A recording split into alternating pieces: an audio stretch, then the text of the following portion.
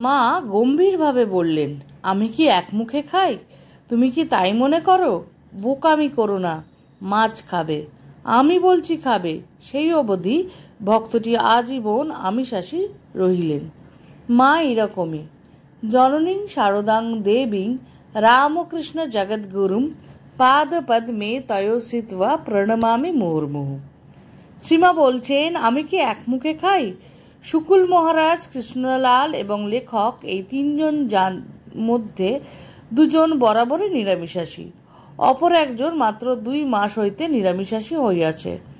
ইহাদের এইরূপ হইবার কারণ ছিল, যেহেতু শ্রীমা আমিষ খান না, সেই হেতু তিনিও খাবেন না। আর এই মনোভাব তিনি নিজের ভিতরই রেখেছিলেন, কারো নিকট ব্যক্ত করেন নাই। একদিন মধ্যাহ্ন ভোজনে সকলে বসিয়াছে।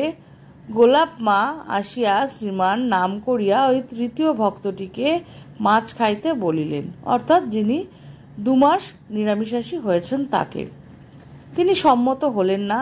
গোপাল মা তথাপি বললেন, মা যে খেতে বলে পাঠালো। তিনি তথাপি অসম্মত হইলেন। গোলাপ মা চলিয়া গেল। পরক্ষণে শ্রীমা আসিয়া স্বহস্তে 2টি বড় গলদা চিংড়ি তাহার পাতে দিয়া বলিয়া গেলেন, যা বলবার আছে বিকেলে বলো। তিনি তথাপি অসম্মত হইলেন। গোলাপ মা চলিয়া গেলেন।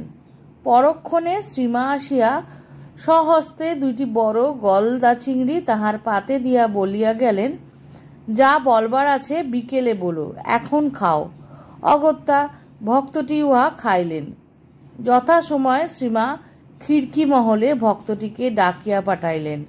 তাহাদের মধ্যে ওই সম্বন্ধে যে কথাবার্তা হয় তা এই রকম, শ্রীমা, মাছ খাওয়া কেন ছেড়ে দিয়েছ?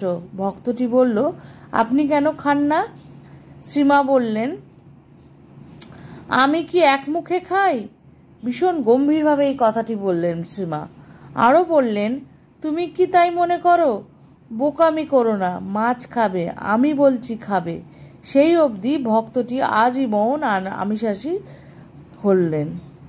এরকমই ছিলেন মা। অর্থাৎ মা এখানে বলছেন, তিনি একার মুখে নিজ মুখে খান না, তিনি তো তার সন্তানদের মুখ দিয়ে নিজে ভক্ষণ করেন। এরকমই আমাদের মা, যে মা সন্তানের সুখেই সুখী, আবার সন্তানের দুঃখেই দুঃখী। মার এই চারিত্রিক বৈশিষ্ট্য আমাদের সমস্ত নারী জাতির এক সবথেকে দামি অহংকার বা অলংকার। আবার এই জগদ্ধাত্রী মা শারদা যখন গুরু রূপে, তখন তিনি তার ভক্তদের, সন্তানদের বলছেন, কাজকর্ম করবে বই কি, কাজে মন ভালো থাকে। তবে কি জানো, জপ ধ্যান প্রার্থনাও বিশেষ দরকার। অন্তত সকাল সন্ধ্যায় একবার বসতেই হয়। ওটি হলো যেন নৌকার হাল। সন্ধ্যার সময় একটু বসলে সমস্ত দিন ভালো মন্দ কি করলাম না করলাম তার একটা হিসেব আসে। তারপর গতকালের মনের অবস্থার সঙ্গে আজকের অবস্থার তুলনা করতে হয়। পরে জপ করতে করতে ইষ্টমূর্তির ধ্যানে প্রথমে মুখখানি আসে বটে, কিন্তু পা থেকে সমস্ত অঙ্গটি সাক্ষাৎ ধ্যান করতে হয়। কাজের সঙ্গে সকাল সন্ধ্যা জপ ধ্যান না করলে কি করছো না করছো বুঝবে কি করে? এরকমই মা সুন্দর অথচ সোজা সরলভাবে সমস্ত সন্তানের যাতে বোধগম্য হয় সেইভাবে প্রতিটি কথা, প্রতিটি বাণী আমাদের জন্য রেখে গেছে।